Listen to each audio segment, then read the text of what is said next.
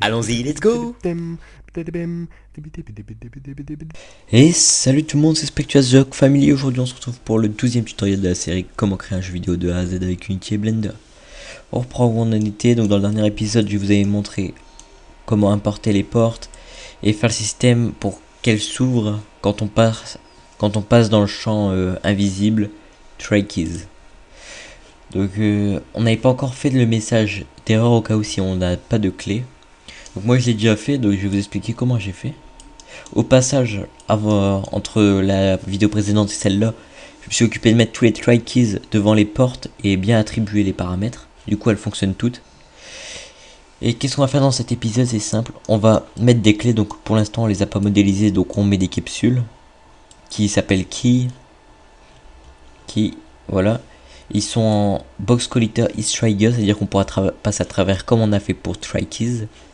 Et donc avec notre personnage, quand il passera à travers cette capsule, alors ça lui rajoutera une clé. Et dans ce cube, on va faire que, on va rajouter à la condition qu'on avait fait. Donc je vais la rouvrir. Que si on possède pas de clé, donc ici, si le héros ne possède pas de clé, alors on va afficher un message d'erreur disant vous n'avez pas de clé pour ouvrir. Donc je vais vous montrer ce que ça va rendre. Maximise and play. Hop, et voilà, donc on arrive ici. Hop, on rentre dans le champ magnétique. Hop, vous ne possédez pas de clé pour ouvrir. Hop, j'ai fait en sorte que à partir du moment où on rentre dans cette case, le message va durer 4 secondes puis disparaîtra. Hop. Moi je l'ai fait comme ça, mais vous aurez très bien pu faire en sorte que quand c'est le héros qui passe dans cette boîte, et il affiche ce message, sinon s'il n'y est plus, alors il l'affiche, donc il l'affiche plus. Donc par exemple si on serait rentré, là ça l'afficherait, et là ça l'afficherait plus automatiquement. Moi je préfère faire ça. Donc voilà, admettons on récupère la clé. Tac. Donc on voit pas qu'on la récupère, mais dans cet épisode je vais vous montrer comment on va faire. Hop, on rentre, et vous voyez que la porte s'ouvre comme par magie. Ce qu'on voulait. Donc, par exemple, on prend l'autre clé. Hop. C'est pour ça on va faire aussi un peu d'affichage pour afficher le nombre de clés qu'on possède. Hop, on passe dans le champ et ça ouvre la porte. Nickel, et ça va faire ça jusqu'à l'arrivée là. Donc voilà ce qu'on va faire. Donc, je vais vous montrer comment j'ai fait. Alors, ici dans Try Keys, j'ai créé une variable qui s'appelle var_verify. Vous pouvez l'appeler comme vous voulez, moi c'est la variable qui va faire en sorte que quand c'est true, alors ça affiche rien. Et quand c'est false, c'est-à-dire quand c'est pas vérifié, pour moi dans ma logique, alors on affichera le message. Donc permet de vérifier si on a les clés. Voilà. Donc après, à la fonction start, dès qu'on lance le jeu, on met que vérifier, c'est true. Pour pas qu'il nous affiche le message. Après, donc function update, en fait on n'en a pas besoin. Tac tac. Alors on vient ici, qu'est-ce que j'ai fait? C'est ça. Donc quand notre héros possède des clés, alors on fait ce qu'on veut faire. Sinon, s'il n'en possède pas, alors on fait que verify est égal false. C'est-à-dire qu'il ne s'affiche pas. Et au bout de 4 secondes d'attente, donc yield wait for second, ça permet de faire un compte à rebours. Donc après 4 secondes, alors verify sera égal à true. Donc le message d'erreur disparaîtra. Donc si verify est égal false, alors dans la fonction onGUI, donc pour faire de l'affichage, on fait que si verify est égal false, donc c'est pas vérifié, alors on fait GUI box rect, donc centré, donc screen prime width divisé par 2 pour le centrer, moins la moitié de la largeur de notre boîte. Donc après c'est pareil pour la hauteur, divisé par 2 moins la hauteur de notre boîte, donc 300 sur 30. Et on affiche le message, vous ne possédez pas de clé pour ouvrir. Donc voilà ce qu'on a. Donc jusqu'ici là ça met juste le message d'erreur. Maintenant il faut faire le système de clés, donc moi je l'ai fait. Pour cela, j'ai créé une capsule pour l'instant. Que j'ai nommé Keys. Donc après vous la renommez comme vous voulez, mais il faut bien que vous mettez un nom que vous allez utiliser, parce que je vais vous expliquer après de la façon que je l'ai fait. Donc moi je l'ai appelé Key. Et j'ai créé un script Non, j'ai pas créé de script, pardon. Donc je l'ai laissé comme tel. Je l'ai mis un peu partout dans la map où je voulais. Et j'ai fait dans le script de personnage. J'ai fait donc la fonction onTriggerHunter comme on a fait call.coder. Et j'ai fait que si notre personnage passe à travers l'objet key, donc notre capsule, alors on va incrémenter de 1 le nombre de clés et on va détruire la capsule. Alors j'ai fait call.gameObject.name égale key. Donc c'est comme tout à l'heure, c'est enfin comme la vidéo d'avant. C'est qu'on vérifie par le nom, mais on aurait très bien pu faire par call.gameObject.tag. Et là ça aurait cherché en fonction des tags. Tiens d'ailleurs je vais vous montrer comment on peut faire, je vais pas le faire mais je vais vous montrer. En même temps vous aurez voulu faire par tag. Vous allez ici dans tag, dans le inspecteur. Hop, vous allez add tag. Tag, vous déroulez et ici vous mettez le nom de votre tag. Et après vous avez juste à revenir et l'attribuer. Et là la fonction aurait été en faisant .tag. Donc voilà, en faisant ça, bah, ça permet d'être au résultat que je vous ai montré. Donc oui, voilà. Nickel, donc là on est au même point. Normalement vous avez exactement ça. Alors, ce qu'on va faire, c'est qu'on va faire de l'affichage. On va mettre le nombre de clés qu'il y a à l'écran. Combien de temps il nous reste? 6 minutes, ça va, ok. Le nombre de clés qu'on a à l'écran. Alors pour cela, on va encore faire un petit truc tout moche de G8box. Juste pour nous le montrer. Alors, faut que je sois un G8. Je vais mettre en grand écran. Alors, G8box. Où est-ce qu'on va l'afficher celle-là? On va la mettre en dessous.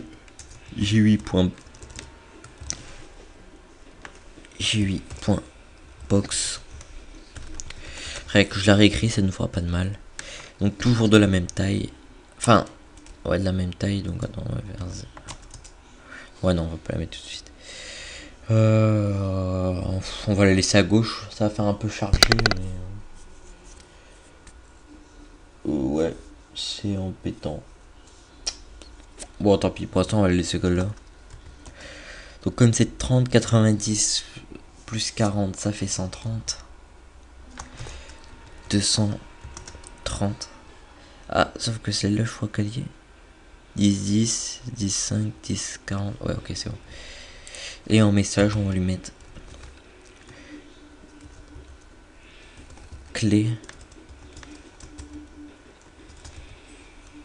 Clé. Oh là là, je sais qu'il y a deux écritures pour clé, mais je suis pas bon en français. Veuillez m'excuser. Et donc là, il suffit de mettre keys pour afficher le nombre de clés. Ouais, voilà. Hop, on fait un test, pardon. Un clé. Voilà, on fait max, bah c'est mon maximum play, on lance. Et vous voyez que le champ clé est affiché. Donc on fait un test, là on n'a pas de clé, vous ne possédez pas de clé pour ouvrir. On va aller récupérer notre clé. Hop, et ça s'est agrémenté. Hop, on peut ouvrir et on perd une clé. Et voilà. Donc on pourrait faire peut-être dans pas longtemps, je pense dans une ou deux vidéos plus lointaines.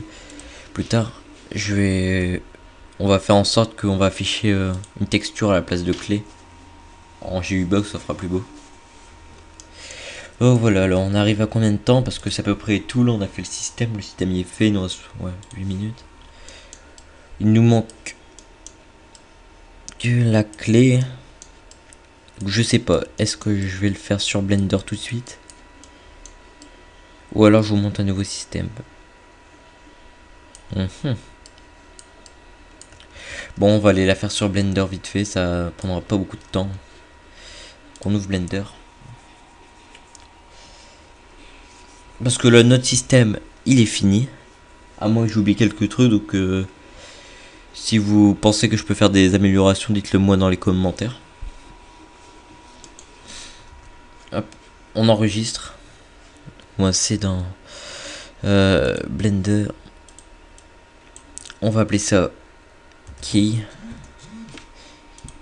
Hop. Hop, voilà. Donc on se met en vue orthogonale avec 5. On va On va pas garder ça. On va se mettre en vue de dessus. On va faire un plane. Non, pardon. Ouais, on va remettre le cube plutôt. On passe en vue de côté. On va faire SZ pour l'aplatir.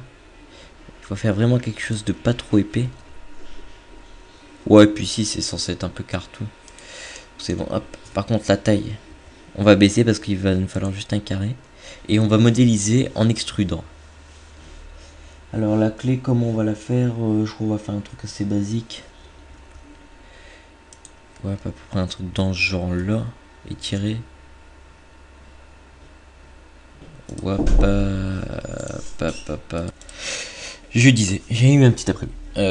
Alors, on revient là. SY, on va mettre à peu près cette hauteur-là.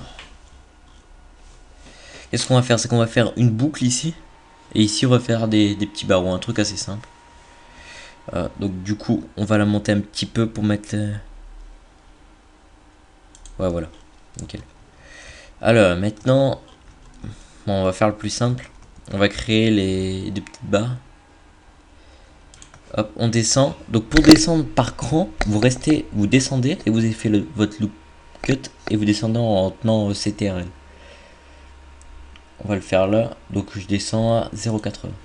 0,800. Hop. Je vais vous mettre le add-on screencast pour que vous voyez les touches que je fais.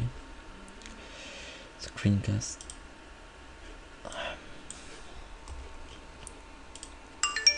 Hop, voilà. Oups. Voilà. Maintenant, on refait des loop cuts, on descend en contrôle. Faire ouais, comme ça. On en refait comme ça. On essaie de regarder à peu près la même taille. J'ai pas fait attention. Hop, maintenant on passe en vue fil de fer avec Z. On va extruder les deux côtés. Ouais, ça fait un peu grand. Voilà. Bon, là je fais la totale improvisation, donc j'espère que ça va ressembler à quelque chose. Hop, hop. Voilà. Hop, on repasse en vue fil de fer. Hop, et qu'est-ce qu'on va faire? On va faire... Soit on peut faire un cercle avec un mesh différent et après on va les réunir. Ou alors on peut le faire manuellement, mais ça sera moins beau. Ouais, donc on va le faire... on va faire apparaître un autre cercle. Donc on va faire, hop, circle. En 16, je pense que 16... Non. 15. 15, voilà, c'est 15. Pour que cette arête là tombe bien sur celle-là. Hop, on descend. Hop. Voilà, ça va tomber bien comme ça. Hop, tu peux surélever. Hop, on passe en vue edit mode. On fait F pour créer une face. Hop, maintenant on va passer vue de côté. Et on va faire E pour extruder. Hop, mince. Hop. Faut essayer de mettre à la même taille. Donc maintenant on repositionne.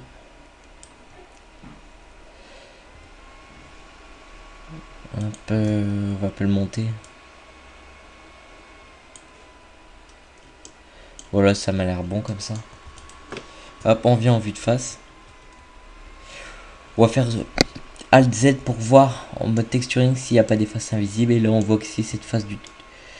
Hop, ici. Ouais, bah en fait elle est totalement invisible. Donc vous faites CTRL. Enfin vous faites A. Pour tout sélectionner, vous faites Flip et Direction pour que les normales soient redirigées vers l'extérieur. Comme ça on n'a pas de face invisible. Nickel. On revient en mode normal.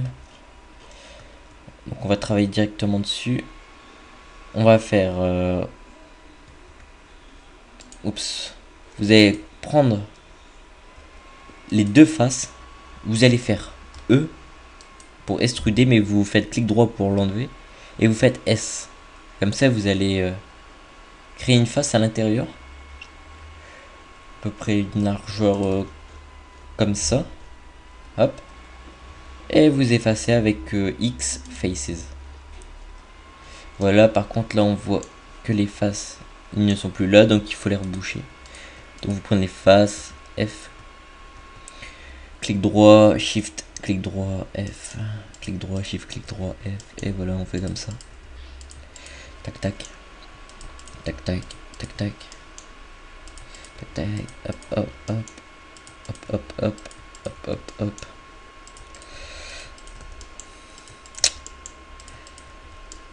Et voilà, voilà, il n'y a pas de problème de face. Donc c'est bien comme ça. Alors, par contre, elles sont beaucoup trop fines, donc on va bien les augmenter. Alors, ce qu'on va faire, c'est qu'on va faire... On va prendre cette face, clic droit, enfin ce mesh, on va faire shift clic droit sur le bout de notre clé. Et on va faire CTRL J pour les réunir. Voilà, ça ne fait plus qu'un. Maintenant, ce qu'on va faire, c'est qu'on va prendre les vertices là, faire shift ce vertice là, W, merge, at center plutôt. Non, at last. En fait, ça dépend de quel point vous avez pris en premier. Hop. W merge at last et vous faites toujours la même chose. W merge at last. Merge at last. Voilà, maintenant les deux ils sont bien réunis. Oh là, hop hop hop. Super. Maintenant, ce qu'on va faire, c'est qu'on va bien les remonter. Du coup, on va se mettre en vue de face. On va prendre les en vue dessus. Oh, ici il y a un petit problème. J'ai pas dû prendre la bonne face, je pense.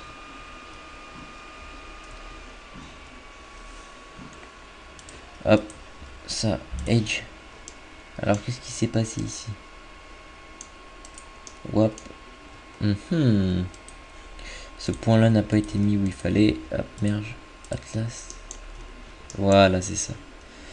Hop, maintenant on reprend. Hop, hop, hop, hop, et on relève. Oula. Il veut pas créer cette face. Pourquoi? Voilà. Par contre elle est invisible, donc on va faire un flip direction. Tac tac tac. Et voilà, nickel. Hop, maintenant on se met en vue de dessus. On prend mode face et on va tout sélectionner. Donc vous pouvez utiliser un sélectionneur rapide. Donc moi je vais prendre C pour faire un cercle. Tac. Et vous avez plus qu'à tout prendre. Tac tac tac tac tac tac tac tac tac tac tac et tac. Voilà. On se met en vue de côté et vous avez plus qu'à monter.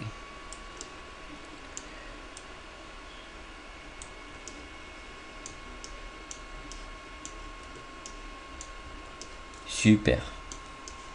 C'est ce qu'on voulait. Maintenant, en fait, on va pas trop s'embêter. On va mettre juste une couleur. Parce que je sais pas combien de temps il nous reste. 18 minutes déjà, oui. Donc on va essayer. Je vais juste mettre une couleur. Et on va l'importer sur Unity. Et après, je vous laisserai mettre sur votre map. Donc on va mettre clé. Hop, on met une diffuse jaune. Specular un petit peu. Mini-art. Hop, un peu comme ça. Hop, non, ouais.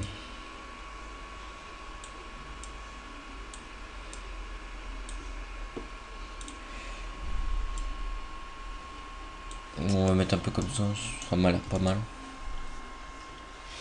Voilà, on fait un petit rendu juste pour le plaisir. Ouais, c'est cool. Hop, on va renommer, faut pas oublier de renommer. Hop, rename, on va mettre clé. Hop, on peut effacer la lampe parce qu'on n'en aura pas besoin sur Unity. Hop, la caméra non plus d'ailleurs. Hop, et maintenant on n'a plus qu'à faire export. FBX, key. Hop, on exporté, on retourne sur Unity. On va dans notre modèle. On va ouvrir.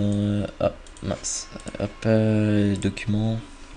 On va les récupérer pour le drag and dropper. Drag and dropper. Oh là là. Non, c'est pas là. C'est là. Qui. ici. Hop, on le prend, on le drag and drop. Voilà, notre clé est ici. Alors, scale factor, on met 1. Generate collider. Calculate 30 pour pas que ce soit smoothé. Et on fait appli. Hop, on met notre clé sur le terrain pour voir ce que ça fait. Ouais, c'est cool. Bon, elle est un peu trop petite, donc ce sera vous de la redimensionner. Hop, on va juste faire un test. Je vais supprimer celle-là. Hop. Qui, en plus, elle s'appelle qui, donc ça tombe bien. Hop.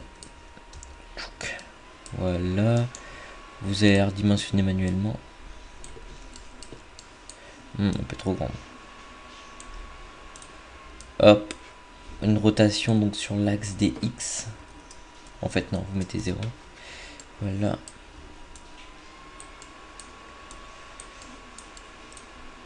Hop, et dans le prochain tutoriel, je vais vous montrer comment sauvegarder. Donc, au passage, on fera un petit effet pour qu'elle tourne en fait, cette clé. Ça peut être pas mal. Voilà, comme ça.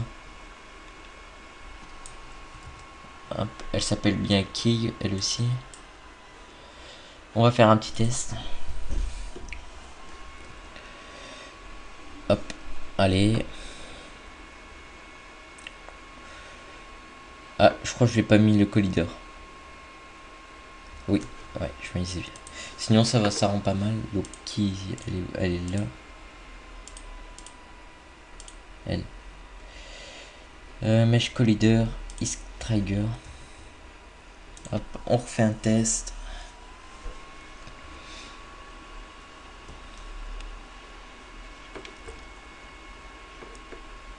Hop, on passe. Hop, elle disparaît. On a récupéré la clé. Et voilà. On ouvre la porte. Nickel. Alors, ce qu'on peut faire, il reste là, je pense que ça va être fini. Ouais, 22 minutes, je vais m'en arrêter là. Dans le prochain tuto, alors ouais, ce tuto j'espère qu'il vous a plu. On a fini en gros le système de porte et clé. Donc on va juste faire des petites améliorations plus tard juste pour styliser un peu le jeu. Alors là, le prochain tutoriel, on va faire un système de sauvegarde. Donc pour sauvegarder nos informations de notre jeu sur la machine de l'utilisateur du jeu. Donc voilà, j'espère que ce tutoriel vous a plu. On se retrouve dans un prochain tuto, donc dans pas très longtemps. Allez, si vous avez des questions, n'hésitez pas. Si vous voulez des tutoriels en particulier, n'hésitez pas non plus. Bon allez, hasta la vista, bisous bisous.